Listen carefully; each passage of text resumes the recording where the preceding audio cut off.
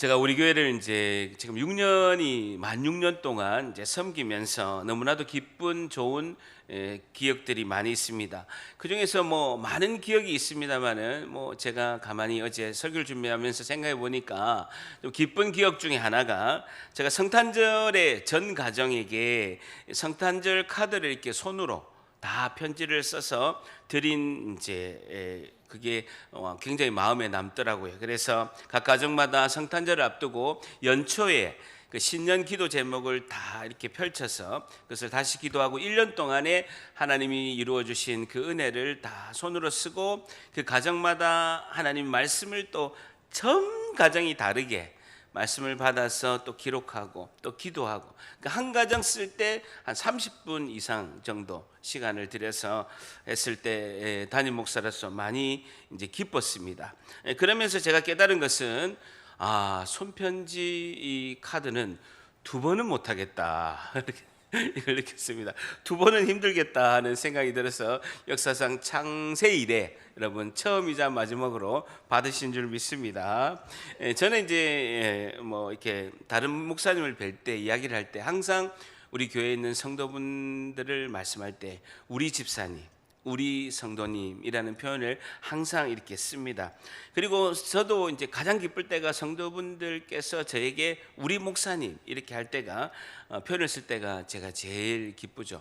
뭐 어떻게 거의 그런 일이 없습니다만 우리 교회는 그런 일이 없었습니다만 제가 부목사 할 때 제가 성이 김 씨잖아요. 김 목사인데 어떤 집사님이 이 목사 이놈의 목사 이런 뜻이겠죠.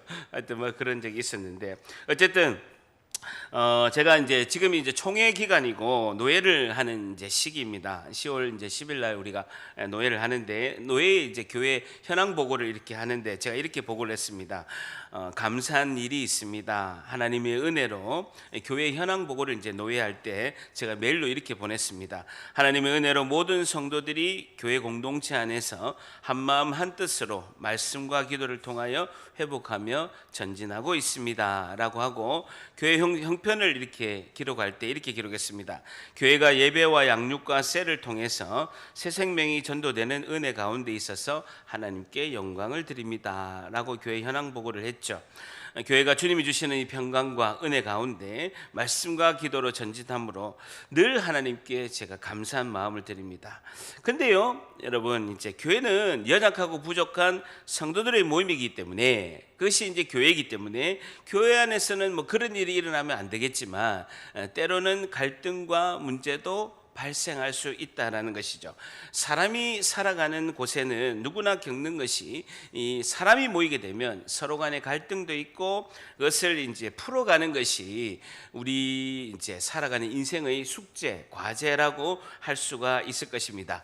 오늘 성경 본문 사도행전 6장 말씀을 통해서 오늘의 질문은요. 교회 안에서 갈등이 생길 때 교회 안에서 갈등이 생길 때 하나님은 어떻게 해결하시는가에 대한 교훈을 얻고자 합니다. 오늘 질문이 뭐라고요? 교회 안에서 갈등이 생길 때 하나님은 어떻게 해결하시는가에 대한 교훈을 얻고자 합니다. 교회 안에서 갈등이 생길 때 하나님이 해결하시는데 하나님은 어떻게 해결하시는가에 대한 교훈을 얻고자 합니다. 사도행전 6장 1절 신약성경 196페이지 사도행전 6장 1절 한번 같이 읽습니다. 시작. 그때 제자가 더 많아졌는데 헬라파 유대인들이 자기의 과부들이 매일의 구제에 빠짐으로 히브리파 사람을 원망하니 그때 제자가 더 많아졌는데 한번 줄 쳐보세요. 오순절 마가다락방에 성령이 임하시고 나서 교회가 세워지고 나서 그 오순절 명절을 지키려고 온 이 많은 무리들이 베드로의 설교를 듣고 3,000명, 5,000명의 예수님을 믿는 엄청난 역사가 이루어집니다. 베드로가 첫 번째 설교했을 때 3,000명이 예수님을 믿었고 두 번째 설교했을 때 5,000명이 예수님을 믿는 엄청난 역사가 일어나고 교회가 폭발적으로 부흥하는 초대교회 역사가 일어나게 된 것이죠. 이 부흥의 역사에 사탄의 방해가 있는 거예요. 첫 번째는 사도행전 4장에 우리가 지난 주일에 살펴본 것처럼 사도들을 구속하는 그런 사건이 있게 되고, 지금 5장은 우리가 이제 수요일 날 볼 것입니다만은 아나니아와 삽비라의 헌금 사건이 일어나서 교회를 넘어뜨리려고 한 겁니다. 그런데 이것을 잘 이겨낸 거예요. 교회가 잘 이겨내니까 사탄은 그래도 포기하지 않는 거예요. 세 번째 방법으로 공격하게 되는데, 사탄이 이 내부 분열을 일으켜서 교회 공동체를 무너뜨리려고 공격을 하게 되는 사건이 오늘 6장에 있게 되는 것입니다. 여러분, 사탄이 쓰는 전략은요, 두 가지입니다. 첫 번째는요, 외부 박해입니다. 외부적인 박해를 통해서 교회를 무너뜨리려고 하는 거예요. 북한이 그런 거죠. 예배를 못 드리게 하고, 권력으로 교회 예배를 못 드리게 하고, 교회 다니는 사람들을 박해하는 거, 이거 외부적인 박해고요. 대한민국의 케이스는요, 내부적인 분열입니다. 내부적인 분열. 외부 박해를 해보니까, 사탄이 한번 해보니까 순교를 하고 믿음이 더 공고히 서는 거예요. 교회가 똘똘 뭉쳐서 외부의 박해를 이겨내는 거예요. 기도하면서 다 이겨내니까 사탄이 전략을 바꾼 거예요. 내부적인 분열을 일으키는 것이죠. 성도 간에 갈등을 일으키고, 성도와 목회자 간에 갈등을 일으켜서, 내부 분열을 일으켜서 교회 안에 고통이라는 것을 두게끔, 고통을 통해서 교회가 몸살이를 앓게끔 하는 전략을 세운 거예요. 2000년 전이나 지금이나 똑같이 해당된다라는 거예요. 교회가 분열을 일으켜서 교회가 아프게 해서 교회가 만신창이 되게 하는 것이 사탄의 전략이다라는 것입니다. 자, 그런데 6장 1절에 보게 되면요, 헬라파 유대인 동그라미 쳐보세요. 그리고 자기의 과부들이 매일 구제에 빠짐으로 히브리파 사람 동그라미 쳐보세요. 교회 안에 헬라파 유대인이 있고 히브리파 사람이 있는 거예요. 근데 이 두 그룹이 갈등을 일으키게 된 거예요. 갈등을 일으키는. 헬라파 유대인은 뭐냐면요, 헬라파 유대인이라는 것은 지금으로 치면요, 교포 유대인입니다. 지금으로 치면 미국에 사는 한국 사람, 미국에 사는 한국 사람 교포를 말하는 거예요. 그 명절을 지키기 위해서, 유월절을 지키기 위해서 예루살렘에 왔다가 자기들이 베드로 설교를 듣고 은혜를 받아서 교인이 된 거예요. 그래서 교회 안에서 같이 예배를 드리는 상황이 펼쳐진 거예요. 그러니까 미국 교포 사는 한국 사람이라고 보면 되고, 히브리 사람은 뭐냐면 히브리파 본토 유대인, 지금으로 치면 한국 사람인데 포항 사람. 예? 우리 교회에 보면 한국 사람인데 포항 사람이 있죠. 그런 걸 말하는 것이죠. 자, 그래서 어쨌든 같은 한국 사람이라도 두 그룹은 다르다는 거예요. 한쪽은 외국에 살다가 유월절이라는 명절을 지키려고 왔고, 그러면서 은혜를 받아가지고 교인이 됐고, 한쪽은 원래 그 동네 예루살렘에 살면서 예수님을 믿어가지고 교회 안에 들어오게 된 이제 두 그룹이 있는 것이죠. 자, 그래서 어쨌든 그 유월절이라는 명절을 전 세계에서는 반드시 지켜야 되기 때문에 그 사람들이 오면서 은혜를 받아서 예루살렘 교회의 구성원이 됐다라는 것입니다. 제가 미국 출장을 많이 가고 미국을 많이 가보면요, 같은 한국 사람이고 생긴 건 한국 사람이에요. 똑같이 한국 사람 생겼는데요, 미국에 오랫동안 살고 미국에서 태어난 이렇게 사람들을 보면요, 너무나 다르다라는 것을 많이 느꼈습니다. 미국에 사는 한국인들은 미국 정서가 있어요. 합리적이고 좀 가족 중심적이고 철저한 개인 스타일이기 때문에 이제 그 미국 사람 스타일대로 이렇게 한국 사람, 몸은 한국 사람인데 그 삶은 이제 합리적이고 개인적이고 가족 중심적으로 이렇게 살아간 걸 보게 되죠. 그래서 미국에 있는 한인 교회가 목회하기가 굉장히 힘듭니다. 제 아들이 이제 미국에 사는데 미국 한인 교회는 신방을 못하게 합니다. 신방을 오지 말라는 거예요. 목사님은 내 삶에 타치하지 마세요라고 하니까 목회가 힘들죠. 미국에 있는 아들이 이렇게 합니다. 아빠, 절대로 미국에서 한인 교회에 올 생각하지 마세요. 아빠 늙어 죽어요. 이렇게 하는 경우가 많이 있습니다. 어쨌든 한국은 어떻습니까? 한국은 정의란 게 있잖아요.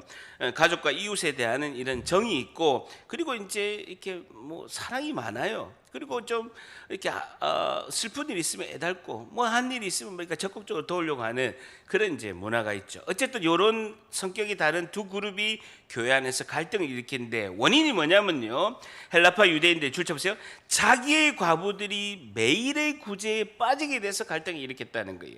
자기의 과부들 줄쳐보세요. 헬라파 유대인들의 자기의 과부들이 있는데, 그 말은 뭐냐면 외국에서 이렇게 살다가 남편이 돌아가신 거예요. 그래서 남편을 잃은 이제 슬픔이 있는데, 명절에 맞추어서 하나님 성전의 근처에 있는 예루살렘에 이제 살아야 되겠다라고 온 사람이 있다라는 거예요. 소수지만 그냥 외국에 살다가 남편이 죽으니까 이제 너무 외롭잖아요.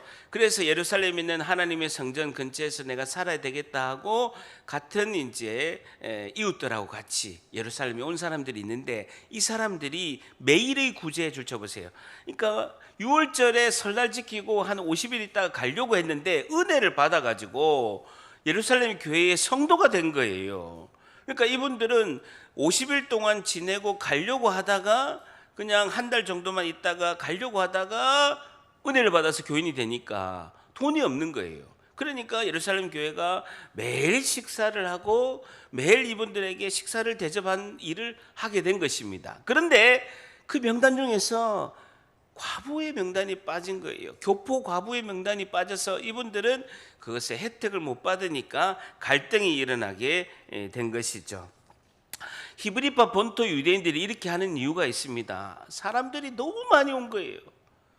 그리고 이제 명절을 지키기 위해서 외국에 온 사람들이 너무 많이 와서 14, 15개 나라에서 오다 보니까 감당이 안 되니까 이렇게 좀 구제를 좀 덜 하면 이분들이 좀 빨리 본토로 자기들이 있는 대로 돌아가겠지 하고 소홀히 이렇게 한 것도 있다라는 것이죠.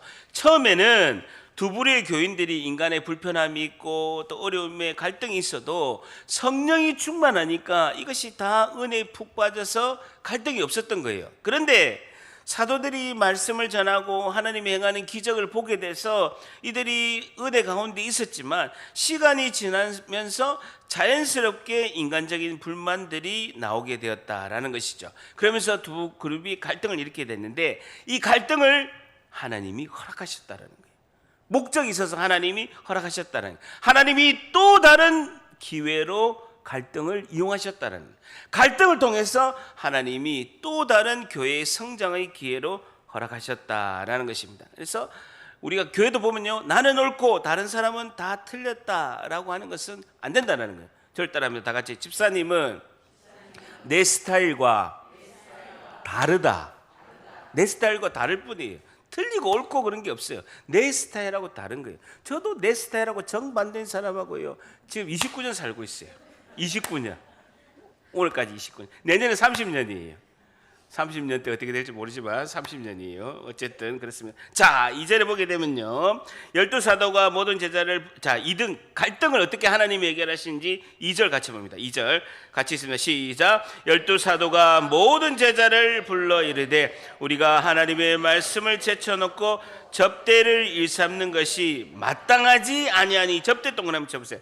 헬라어로 트라페자라는 단어인데요, 식당 봉사를 말하고 있습니다. 그러니까 사람들이 너무 많이 성도들이 오니까 사도들이 하나님 말씀을 전해야 되는데 말씀을 제쳐놓고 접대를 일삼는다는 것은 식당 봉사 일에 전부 다 앞치마 두르고 이렇게 다 했다라는 거예요.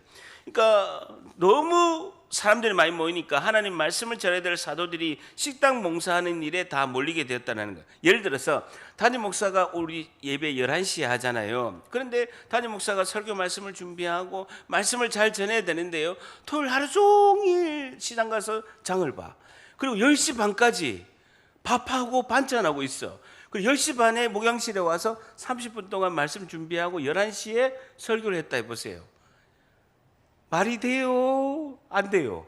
안 되지. 그런 상황이 지금 발생했다라는 것이죠. 근데 구제는 사도가 아니라도 다른 사람을 통해서 얼마나 할 수가 있는데 그것을 구분하고 분리하고 우선순위를 둬야 되는데 그렇게 하지 못하게 됐다라는 것이죠. 자, 그러면서 갈등을 무시하지 않고 적극적으로 해결하려고 합니다. 3절 같이 있습니다. 시작. 형제들아, 너희 가운데서 성령과 지혜가 충만하여 칭찬받는 사람 7을 우리가 이 일을 그들에게 성령과 지혜가 충만하여 칭찬받는 사람 절차보세요. 7명을 택해서 우리가 이 일을 그들에게 맡기자라는 것입니다. 그러니까 매일 구제할 사람으로 식사를 이렇게 하고 그 다음에 분배하는 일을 7사람을 택하는데 성령과 지혜가 충만하여 줄쳐보세요. 여러분, 음식을 나누는데 굳이 성령과 지혜가 충만할 필요가 있는가? 음식을 나누다가 문제가 발생될 수 있는 일을 성령과 지혜가 충만하면 그것을 지혜 가운데 성령이 충만한 가운데 이 사람들이 봉사하면서 갈등을 막을 수가 있다라는 거예요. 자 보세요. 어떤 분은요 성령이 충만한데 지혜가 없는 분이 있어요. 기도는 엄청 많이 하고 성령은 충만한데요 지혜가 없어요. 어떤 분은요 지혜가 엄청나 근데 성령이 충만하지 않아. 그러면요 둘 다 비신앙적인 결론이 나올 수가 있다라는 거예요. 어쨌든 7명의 이 집사님의 특징은요 성령과 지혜가 충만하고, 두 번째는요 칭찬받는 사람이라는 거예요. 모든 사람에게 신뢰받을 수 있는 사람이라는 뜻입니다. 그러니까 핵심은요 교회 일의 책임자는요 첫째는 성령과 지혜가 충만하고 칭찬받는 사람이 되어야 된다라는 것이죠. 이게 핵심이죠. 다 같이 절단합니다. 성령과 지혜가 충만하여 칭찬받는 사람이 됩시다. 한 번 더. 성령과 지혜가 충만하여 칭찬받는 사람이 됩시다. 자, 3절에 보게 되면요 우리가 이 일을 그들에게 맡겼다라는 것이죠. 여러분, 하나님께서 교회 공동체의 갈등을 해결하는 방법을 특징이 3가지가 있습니다. 잘 보세요. 갈등을 해결하는 하나님의 방법이 특징이 3가지가 있는데, 첫 번째는요 교회 사역을 중단하지 않는다라는 거예요. 첫 번째 특징이 뭐라고요? 교회 사역을 중단하지 않는다는 거예요. 여러분, 교회에서 구제하다가 밥을 하다가 문제가 생겼으면 결론을요 아이고 밥하다가 문제 생겼으니까 다 같이 굶자, 밥 먹지 말자, 그만두자, 이러면 문제가 해결될 수 있지만 그런다고 문제가 해결되지 않는다라는 거예요. 그런다고 해결되면요 굶는 과정 가운데 또 시험 들 수가 있어요. 그렇기 때문에 교회에서 봉사하다가 어느 일이 생기면요 안 하면 가장 쉬운데 안 한다고 해결되는 게 아니다라는 거예요. 여러분, 직장 다니다가 힘들면 사표 쓰면 그만이에요. 그게 해결이 됩니까? 그리고 가정에서 가족끼리 갈등이 있으면 가출하면 돼요. 해결이 됩니까? 교회 학교 가서 공부하기 싫으면 퇴학하면 돼요. 해결이 됩니까? 그걸 해결이라고 안 하고요 포기라고 하는 거예요. 포기하면 안 된다는 거예요.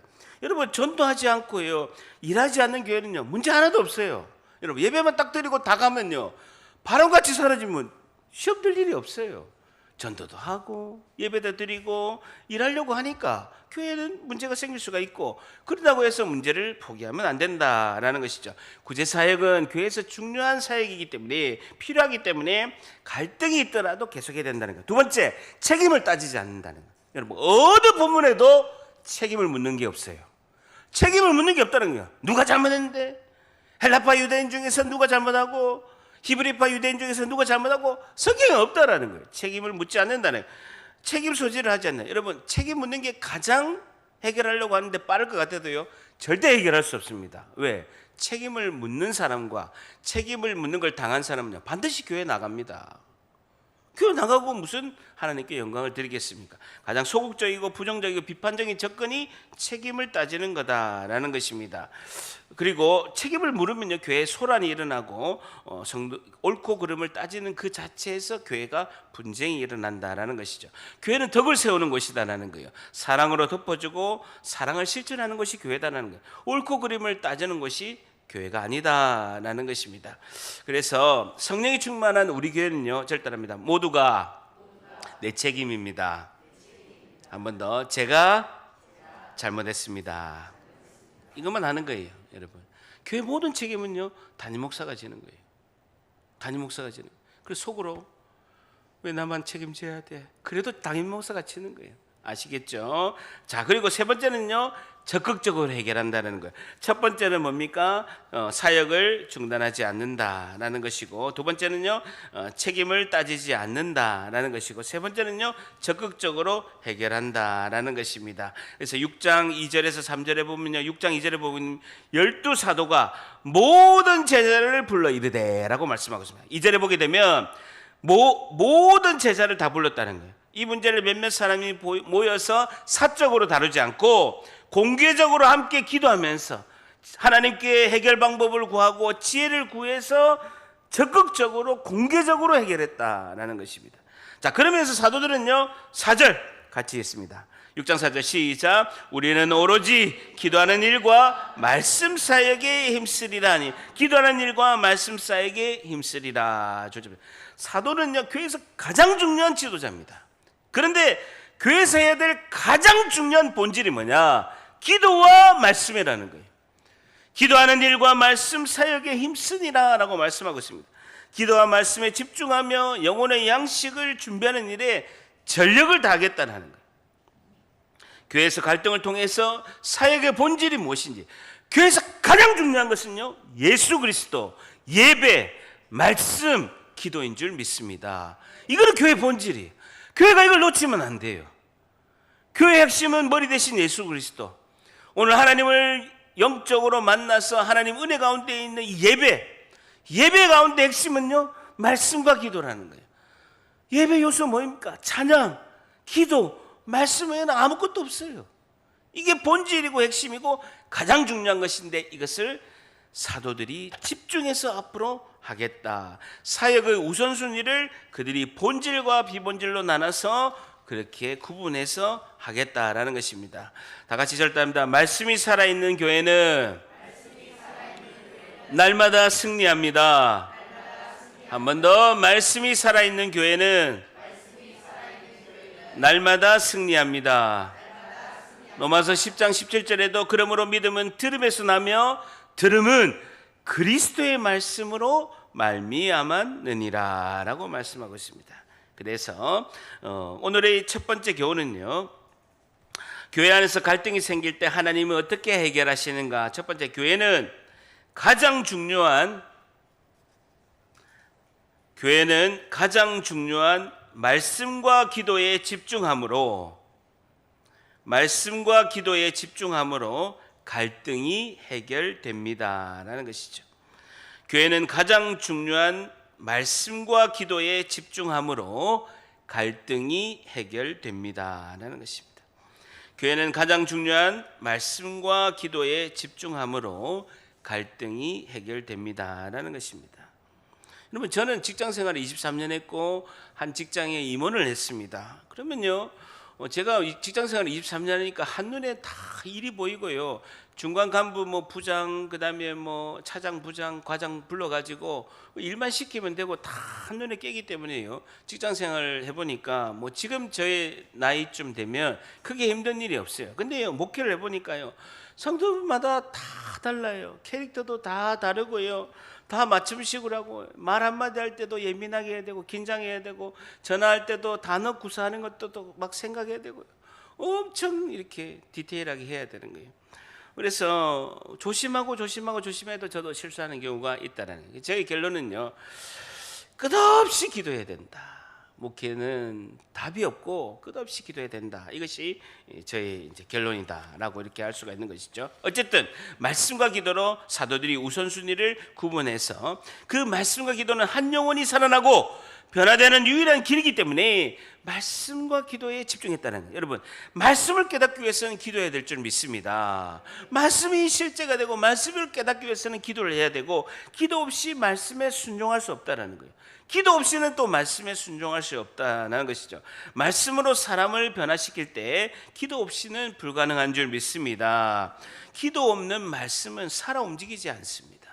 그리고 기도를 통하여 말씀은 살았고 우리의 삶은 변화로 이끄실 줄 믿습니다.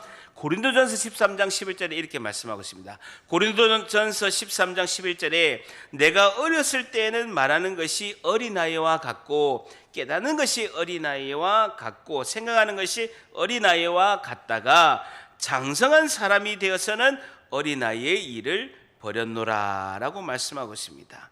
그래서 내가 장성하고 나보니까 교회에서 말씀과 기도로 그리고 사랑으로 봉사하고 헌신하고 배려하고 양보하는 것이 가장 중요하다라는 것을 깨닫게 되었다라는 것입니다. 자, 그러면서 이럴 때 교회의 성도의 반응을 5절에 5절에 말씀하고 있습니다. 같이 있으면 시작. 온 무리가 이 말을 기뻐하여 믿음과 성령이 충만한 사람 스데반과 또 빌립과 브로고로와 니가노르와 디몬과 바메나와 유대교에 입교했던 안디옥 사람 니골라를 택하여 온 무리가 이 말을 기뻐하여 주춤해.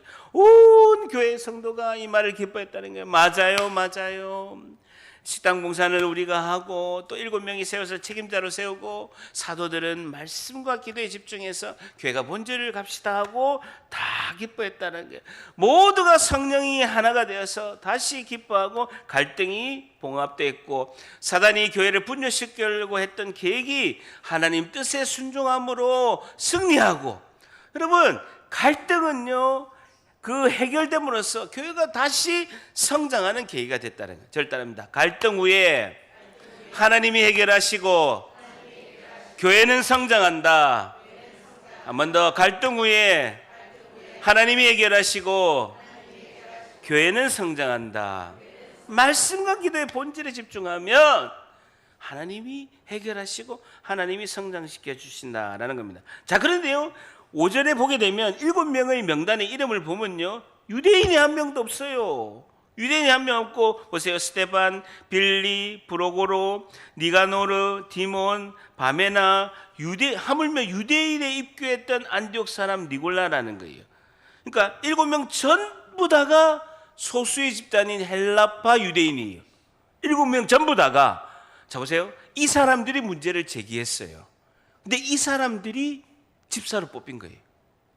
소수의 인원들 헬라파 유대인들이 이게 문제가 있다고 아니 저분들 과부들 이제 예루살렘에 와서 정착하려고 우리와 같이 왔는데 이 사람들은 왜 식사에서 명단에서 빠졌냐고 왜 이렇게 하냐라고 문제를 제기한 사람이 헬라파 유대인이에요. 근데 이 사람들이 책임자로 뽑힌 거예요. 이게 하나님의 지혜인 줄 믿습니다. 이것은요 여러분 그 당시에 히브리파 유대인들이 인물이 없어서가 아니에요. 히브리파 유대인들이 교회를 세웠고 교회를 위해서 충성을 다하고 그들이 교회를 든든히 세운 데 1등 공신이에요. 인물이 없어서가 아니다라는 거예요. 그럼에도 불구하고 7명이 전원 헬라파 유대인이 뽑힌 거예요. 그리고요 보세요 뒤에 보게 되면 유대교로 개정해서 다시 기독교로 개정한 이방나라 터키 사람 안디옥 사람 니골라도 있어요. 이렇게 다 된 것은요 그들이 양보해서 그렇다는 거예요. 성령 충만한 히브리파 유대인들이 모두가 양보함으로 교회가 갈등을 해결하고 평안해진 줄 믿습니다. 자 6절 같이 있습니다. 시작. 사도들 앞에 세우니 사도들이 기도하고 그들에게 안수하니라 라는 겁니다. 그 갈등의 의견을 제시한 헬라파 유대인들을 구제하는 일의 책임자로 집사로 세웠다라는 것이죠. 이것이 하나님의 지혜다라는 겁니다. 제가 섬겼던 제가 세례를 받았던 우리 모교회 운하교회는 제가 셀리더고 셀리더 위에 네트워크 리더를 집사람과 제가 했거든요. 그러면 이제 목사님께서 주일날 셀리더 모임을 합니다. 그러면 목사님 교회에서 이렇게 이런 게 좀 필요하고 이런 걸 좀 했으면 좋겠습니다라고 건의하는 셀리더들이 많이 계세요. 우리 목사님이 얼마나 지혜가 충만하고 성령이 충만한지 그 말한 사람 시켜요. 집사님이 그럼 해보세요 이러는 거예요. 그 뒤로는 말하는 사람이 없었더라. 그리고 우리 이제 주일날 되면요 7시에 저녁에 7시에 다 신방하고 다 해가지고 보고서 써가지고 부교육자 회의를 해요. 7시에 되면요 담임 목사님 막 이야기하는데요 부목사들이 말을 할까요 안 할까요? 부목사들이 말을 할까요 안 할까요? 뭔 말하면 그 사람 시킨다고 말 안 한다는 거예요. 근데 어쨌든 헬라파 유대인들이 말을 했는데 성령이 다 충만해서 덕을 세워서 갈등이 봉합되고 그들을 책임자로 세우신 것은 하나님의 은혜인 줄 믿습니다. 여러분 지금 이렇게 보게 되면 이렇게 오늘 과정을 6장을 쫙 보세요. 5절에 보면 믿음과 성령이 충만한 사람, 3절에 지혜와 성령과 지혜가 충만한 칭찬받는 사람들을 7명을 이렇게 세우고 그 갈등을 해결하려고 적극적으로 리더십을 발휘하는 것입니다. 우유부단하지 않고 적극적으로 해결하려고 하는 사도들의 리더십을 우리가 볼 수가 있습니다. 이 적극적인 리더십은 교회를 더욱더 건강하고 성숙하게 만들면서 교회를 더 본질에 가깝게 교회를 이끄는 역할을 한다는 거예요. 여러분 제일 안 좋은 리더십이 뭔지 압니까? 제일 안 좋은 리더십이 뭔지 압니까? 동굴 리더십이에요. 동굴. 숨는 리더십. 무슨 일이 터지면요, 일을 해결할 세 부류가 있어요. 일을 만드는 사람이 있고요. 절단합니다. 일을 만드는 사람이 있고, 일을 해결하는 사람이 있고, 동굴에 숨는 사람이 있다. 이 동굴 리더십이 있어요. 숨어버리는 거예요. 아예 도망가는 거예요. 갈등과 위기 때 자기는 동굴에 숨으면서 회피하는 것은요, 매우 좋지 않다라는 거예요. 어쨌든 적극적으로 기도하면서 말씀을 우리가 돌파해야 될 줄 믿습니다. 자, 두 번째 교훈은요, 교회 안에서 갈등이 생길 때 하나님은 어떻게 해결하시는가. 두 번째, 교회는 하나님의 뜻을 적극적으로 실천함으로 갈등이 해결됩니다라는 것이죠. 교회는 하나님의 뜻을 적극적으로 실천함으로 갈등이 해결됩니다라는 것입니다. 교회는 하나님의 뜻을 적극적으로 실천함으로 갈등이 해결됩니다라는 것입니다. 교회든 가정이든 직장이든 갈등을 오래 놔두어서 시간이 지나면 알아서 되겠지라고 대처하면요, 영적으로도 문제가 되고 감정적으로도 매우 좋지 않다는 거예요. 갈등이 딱 생기면 적극적으로 대처하고 해결함으로써 이 갈등을 한 단계 도약하기 위해서 하나님께서 허락하신 줄 알고 믿음으로 돌파하고 전진해야 될 줄 믿습니다. 이것이 하나님 훈련이에요. 하나님 훈련. 하나님은 갈등을 해결하시고 성장하게 하신다는 이 순서가 있다는 거예요. 하나님의 패턴이 있다는 거예요. 절대합니다. 갈등, 해결, 성장. 이게 하나님이 일하시는 하나님의 패턴이시다라는 것이죠. 그래서 너무 급하게 너무 달리는 것도 과속하는 것도 문제가 되지만, 그래도 우리가 때로는 또 기도하고 기다리고 인내해야 되는 것도 있지만, 그리고 적극적으로 사과하고 용서를 구하고 타이밍을 놓치지 않고 적극적으로 하는 것이 굉장히 중요하다라는 것입니다. 이런 말이 있습니다. 꿍하고 태어난 척 있으면요, 꽝이 된다라는 말이 있습니다. 꿍하고 태어난 척 놔두면 다 꽝이 되는 경우가 많이 있다라는 것입니다. 충분히 기도하고 인내하고 하나님의 지혜를 구하고 그렇게 했을 때 모든 갈등이 해결될 줄 믿습니다. 자, 마지막 7절입니다. 7절, 그 결과 7절 같이 읽습니다. 시작. 하나님의 말씀이 점점 왕성하여 예루살렘에 있는 제자의 수가 더 심히 많아지고 허다한 제사장의 무리도 이 도에 복종하니라. 하나님의 말씀이 점점 왕성하여 제자의 수가 더 심히 많아졌다는, 살아있는 하나님의 말씀으로 갈등은 해결되고 응답받고 더 성도가 많아졌다는 것입니다. 예루살렘의 그 제자의 수가 1절에 보게 되면요, 그때의 제자가 더 많아졌는데 보다도 더 심히 교회 성도가 많아져서 부흥의 결과를 낳은 줄 믿습니다. 갈등을 딱 해결하게 되면 우리의 고백은 딱 하나예요. 갈등을 해결하고 교회가 더 건강해지고 면역력이 키워지고 위기에 우리가 지난번에도 돌파하고 전진하고 기도와 말씀으로 이겨냈으니까 이번에도 하면 되겠다라고 하는 자신감이 생기는 거예요. 그러면서 어떤 갈등이 생기고 문제가 생기면요, 우리 딱 마음에는요, 이번에도 하나님 더 큰 일을 하실 거야, 하나님은 반드시 선하는 능력으로 하나님께서 해결해 주실 거야 라고 믿음이 생긴다는 거예요. 그때 우리 고백이 하나예요. 저를 따릅니다. 하나님은 언제나 옳습니다. 한 번 더, 하나님은 언제나 옳습니다.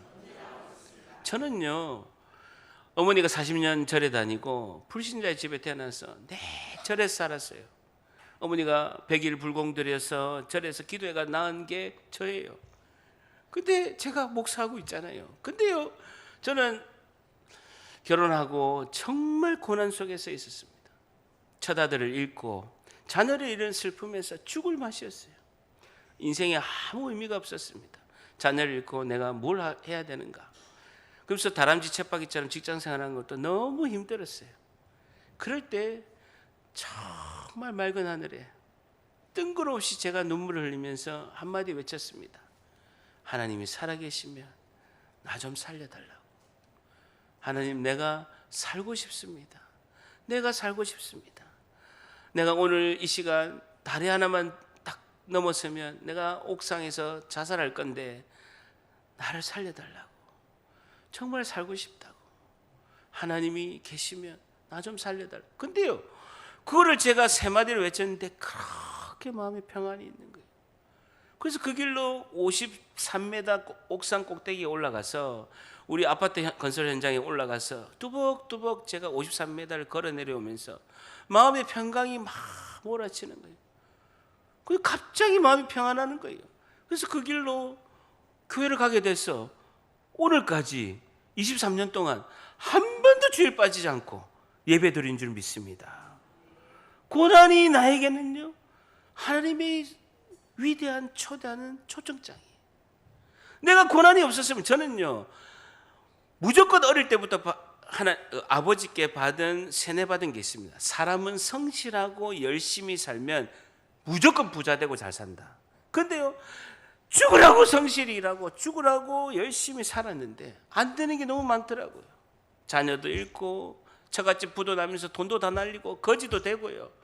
인생이 무의미 속에서 살아오게 된 거예요. 근데 그 고난이 없었으면 제가 예수를 찾지 않았고 교회 가지 않았고 지옥의 불두고 앞에서 오늘도 지옥에 갈 일만 하고 있었을 것이에요. 그런데 하나님이 저를 불쌍히 여기사 그 권능의 능력으로 저를 붙잡아 주시고 오늘 이렇게 하나님의 말씀을 전하는 일꾼으로 저를 삼으신 줄 믿습니다. 그러니까 저는 저의 공로와 노력은 단 0.1%도 없습니다. 저는 저의 수준을 알고 저의 꼴을 알아요. 제가 어떤 자랑을 너무나 잘합니다. 그럼에도 불구하고 그 영화로운 자비하심과 그 극렬하심의 은혜와 그 놀라운 하나님의 손길이 저를 구원하고 여러분을 구원하신 줄 믿습니다.